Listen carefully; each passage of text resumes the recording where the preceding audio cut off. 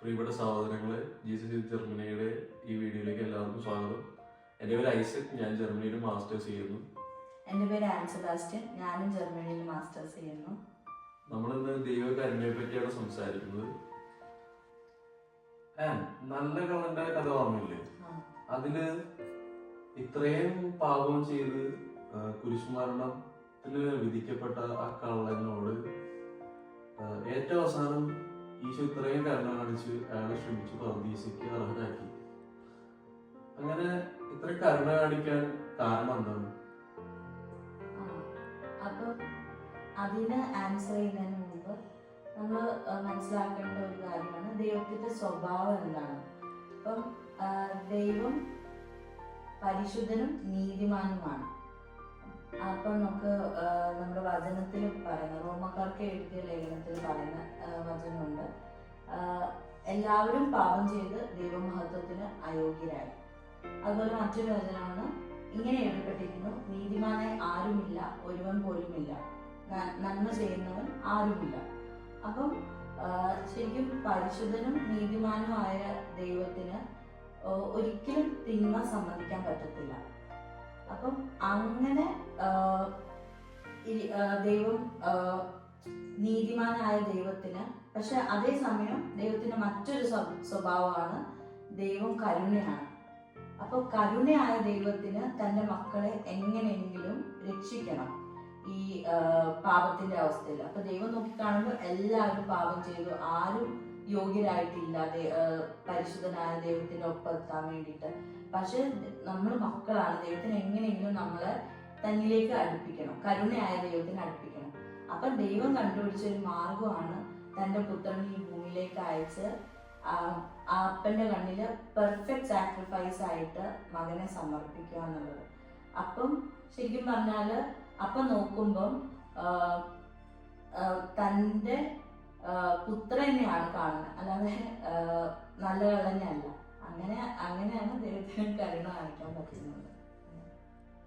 ഞാൻ സെയിന്റ് ഫൗസ്റ്റീനെ പറ്റി കേട്ടിട്ടുണ്ട്. ഈശോ പ്രത്യക്ഷപ്പെട്ട് കുറെ കാര്യങ്ങൾ ഫൗസ്റ്റീനെ അറിയിച്ചിട്ടുണ്ട്, അതൊരു ബുക്ക് ആക്കിയിട്ടുണ്ട്.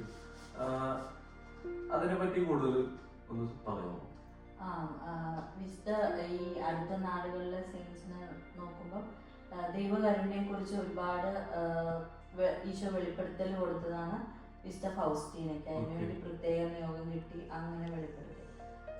അപ്പം ഇതില് വിശുദ്ധ ഫൗസ്റ്റീനയ്ക്ക് വെളിപ്പെടുത്തിയതിൽ ഒരു പുതുമ എന്ന് പറയുന്ന, കരുണ എന്നത് പുതുമയല്ല, നമ്മളിപ്പോ കണ്ടല്ലോ ബൈബിളിൽ ഉടനീളം നമ്മൾ കാണുന്നതാണ് ദൈവം കരുണയാണെന്നുള്ള ആ ഒരു ഇത് നമ്മൾ കാണുന്നുണ്ട്.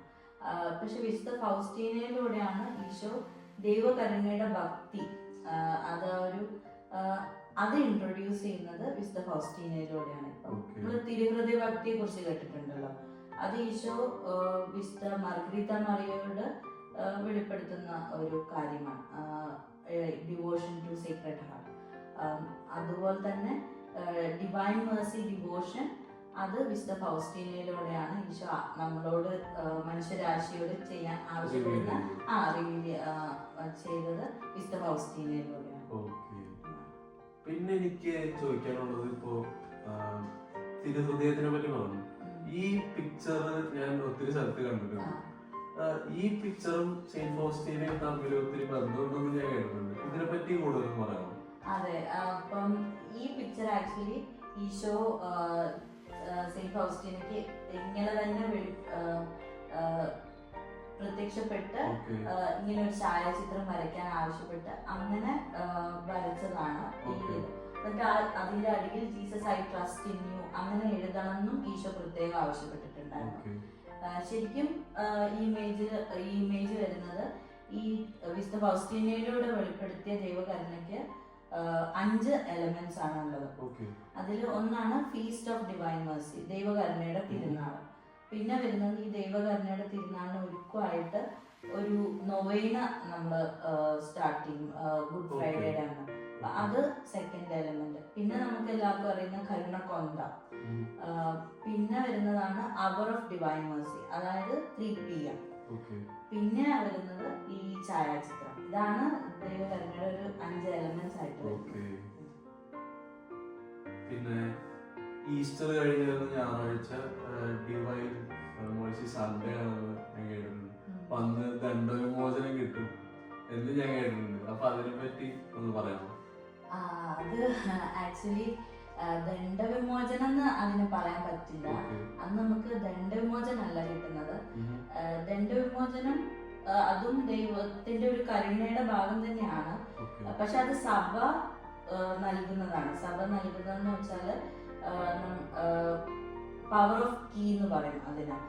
നിങ്ങൾ അഴിക്കുന്നതെല്ലാം സ്വർഗത്തിലും അഴിക്കപ്പെട്ടിരിക്കും, നിങ്ങൾ കിട്ടുന്നതെല്ലാം സ്വർഗത്തിലും കെട്ടപ്പെട്ടിരിക്കും. അങ്ങനെ ഈശോ പത്രോസ്ലീഹ വഴി നൽകിയ സഭയ്ക്ക് നൽകിയ അധികാരത്തിന്റെ ബേസിസിലാണ് നമുക്ക് ദണ്ഡവിമോചനങ്ങൾ കിട്ടുന്നത്.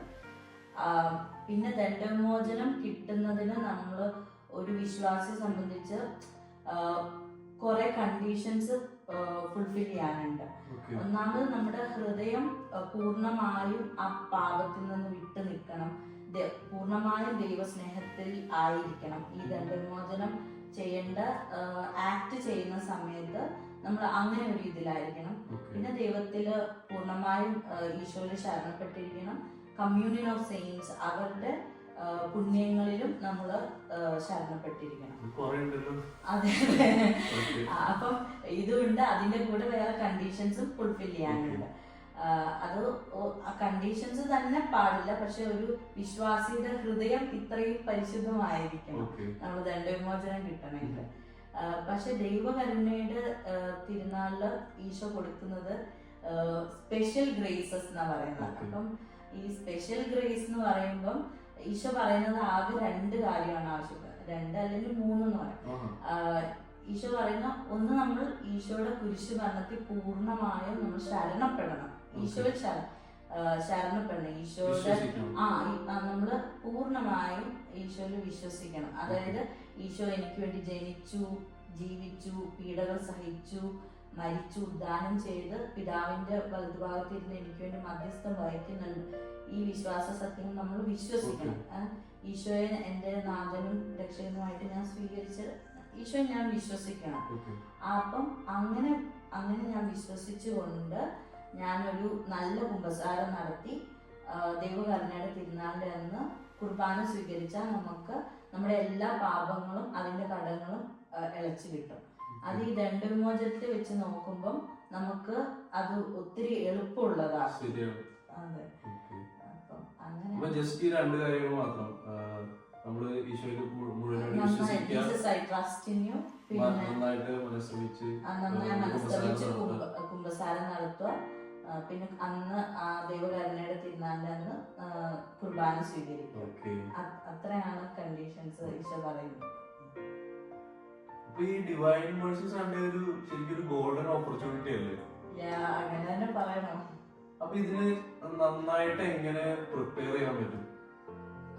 ഡിവൈൻ മേഴ്സി സൺഡേ നമുക്ക് ശരിക്കും മേഴ്സി, ഈശോയുടെ മേഴ്സി ഫുള്ളായിട്ട് എക്സ്പീരിയൻസ് ചെയ്യുന്നതിന് മുമ്പ് ഈശോ തന്റെ പരിസ്ഥിതിയിൽ തുടങ്ങിയപ്പോൾ പറഞ്ഞൊരു കാര്യമാണ്, മാനസാന്തരപ്പെടുകയും സ്വർഗരാജ്യം സമീപിച്ചിരിക്കുന്നു.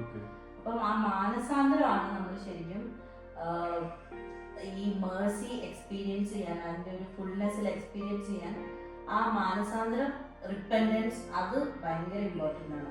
ഇപ്പം നമ്മള് ജെറമ്യ പ്രവാചകന്റെ പുസ്തകത്തിലെ ഒരു വചനം ഭയങ്കര സ്ട്രൈക്കിംഗ് ആണ്. അത് ഹൃദയം മറ്റെന്തിനേക്കാളും കാപട്യമുള്ളതാണ്, ശോചനീയമാം വിധം ദുഷിച്ചതുമാണ്, അതിനെ ആർക്കാണ് മനസ്സിലാക്കാൻ കഴിയുക. അപ്പം ശരിക്കും നമ്മുടെ ഉള്ളിൽ ഒത്തിരി തിന്മ കിടപ്പുണ്ട്. പക്ഷെ നമ്മൾ അതിനെ ജസ്റ്റിഫൈ ചെയ്തിട്ടോ അങ്ങനെ പലതും ചെയ്ത് അതിനെ കവറപ്പ് ചെയ്തും അത് മേഴ്സിക്ക് ഒരു ബ്ലോക്കാണ് ശരിക്കും പറഞ്ഞത്. നല്ലൊരു മനസ്താപം ഉണ്ടെങ്കിലാണ് ദൈവത്തിന്റെ കരുണ നമുക്ക് എക്സ്പീരിയൻസ് ചെയ്യാൻ പറ്റും. അപ്പം ഡിവൈൻ മേഴ്സി സൺഡേക്ക് വേണ്ടി നന്നായിട്ട് ഒരുങ്ങാന്ന് പറയുമ്പോൾ നമ്മൾ പരിശുദ്ധാത്മാവാണല്ലോ നമ്മുടെ പാപങ്ങൾ വെളിപ്പെടുത്തി തരുന്നത്.